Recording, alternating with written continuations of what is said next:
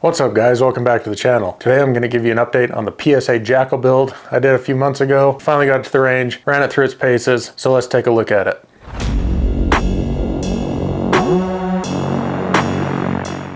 So this is the PSA Jackal build we did a few months ago. I accessorized this thing out, got it set up how I thought I wanted it, and we finally got it to the range. Let's go through a quick recap really quick on what I did to it. I showed you the parts that are needed to build one of these. This upper can be slapped on any AR lower, and they make it really easy to build one of these yourselves. All you need is this adapter for the buttstock on the back, and then the Palmetto bolt release, because a normal bolt release or an aftermarket one won't work with the upper. I kind of detail that in that first video, so if you're wondering what I'm talking about, check that out. But we accessorize this out. So first off, I put an American trigger, AR gold trigger in this. We did a Dai-Frico Kung Fu grip with their grip plug that has some storage and stuff in it. I did a Radian safety selector. Those are one of my favorites. I did a Warren scope mount with a primary arms SLX 1-6 LPVO on here. I also have the Autolive battery cap on there, which adds shake awake to any LPVO. So if you guys haven't seen those, check those out. I also did this offset monster mount with a red dot. I have an Olight O-Sight red dot on there. Then I put a dye-free Tiger Claw up front, kind of a hand stop, barricade stop, whatever you want to call it. I did the Holosun Raid weapon light. I added an M-Lock QD point for a sling up front. And then I put some of these BCM gunfighter grip panels on here. They just snap into your M-Lock slots, give you a little more grip on those rails, and also hold a little bit of heat in if you're running a suppressor. I was running my anechoic suppressor on this. This upper came with a pin and welded flash hider on it. That's a Silencer Co. ASR flash hider, and I have the ASR Bravo mount for my suppressor, so that worked out perfect. So those are the upgrades we did to this thing. So let's check out some of the shooting footage. So I hit the local range, which is indoor. They do have a 100-yard underground range, so the lighting's not the best, but I took this out, ran it through its paces, put probably 150, 200 rounds through it. So let's check that out. Then we'll go over what I think I need to change on this setup and where we'll go from here.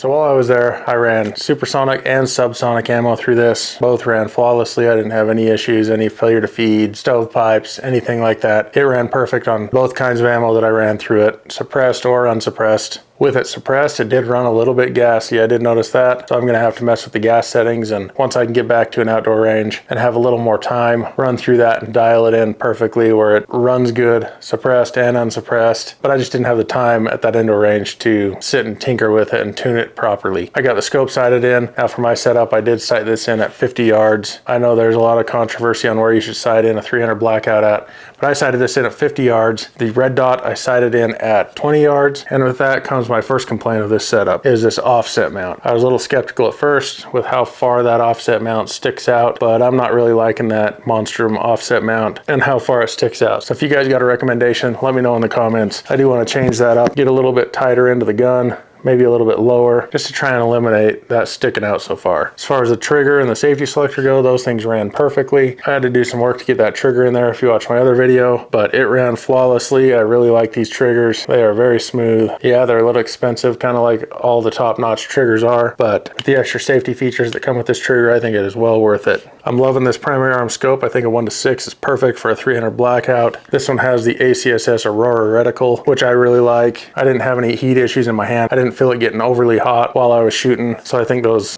grip panels really helped out and helped me keep that thing secure. That Tiger Claw hand stop worked really well. I do think I want to move it back maybe one M-lock slot just to get it back just a little bit to where it's a little more comfortable. Next up is that mount for the weapon light. So when I put this on originally, if you guys remember in that video, I used the mounts that came with this, and I wasn't really liking how it was sitting. The M-lock mount had it way too low, so I put a piece of Picatinny rail and tried the Picatinny mount, which got it up a little bit higher, but I didn't really like it sitting kind of at the midpoint of that M-lock slot. So I bought this swivel mount from, I think you pronounce it Bobro. I got this swivel mount. It works with a bunch of different lights, including this Holosun Raid, and got it mounted on there. It swivels that light up some more, so that's right up near the top. So I like where that's sitting now. That mount wasn't cheap, but it does what it's supposed to do, and so far it's held up nice. I'll make sure and have links for all this stuff over at the build page so you guys can go check this stuff out. That'll be the first link in the description, and then I'll also throw up a QR code so you guys can go check out all this stuff that I did to this and all the stuff I'm talking about. Next up is that anechoic suppressor. It worked awesome, especially at that indoor range. It definitely killed a bunch of that sound. At an indoor rifle range, it gets pretty loud, and that made quite a difference throwing that on there. I was shooting a few different guns that day, but it was a huge difference going from unsuppressed to suppressed, and that ran flawlessly. I have no issues with it. It's kind of hard running a couple different guns on the range the same day with a suppressor, because swapping that back and forth, that thing got pretty hot. But it ran perfectly, did its job. These are one of the lightest suppressors on the market, so it doesn't add too much weight out front, which is a huge plus. You're definitely gonna see quite a bit more of this suppressor on the channel. I'll be running it on a bunch of different guns, but if you haven't checked them out, make sure and go check them out. Over at the build list, I may even have a way that you guys can keep some of your money in your wallet if you buy one of these. Back to this light, that Holosun Raid weapon light. This is the first one that I've tried. It ran good. I really like the crane port on the back to plug that in. That button's very easy to activate. That light is really bright, as you saw in the footage, and Holosun just makes excellent products. So overall, this thing ran perfect. My favorite features, the dye-free co-grips. I love the grip angle. I love how that texture's grippy, but not too grippy, but that grip angle makes a world of difference. And if you use that grip plug underneath that has some storage in it, that also extends that grip down just a bump where the fat of your palm isn't falling off the backside. With that Tiger Claw up front, I do wish that was just a little bit longer, but to be honest, the only time I've noticed wanting that a little bit longer is here in my gun room at home. I didn't notice that on the range or anything like that, so I'm really liking those upgrades. But let me know in the comments what you guys use for an offset mount that would tuck that red dot a little bit tighter and a little bit lower into that gun, because I really don't like how far that thing sticks out. But overall, this thing ran perfectly. I'm really excited to get this out when it warms up a little bit, get it to the outdoor range, get the gas tuned in so it's not throwing gas in my face. Let me know your experiences with the Jackal. I'm really liking it so far. I appreciate y'all watching. Make sure you go check out the build list. That link will be in the description. Also follow the QR code, that'll take you there too. Go pick you up some Ballistically Challenge merchandise, because no one can have too many hats or t-shirts. But as always, thanks for watching. Don't forget to subscribe, hit that thumbs up button, and we'll check you guys on the next one.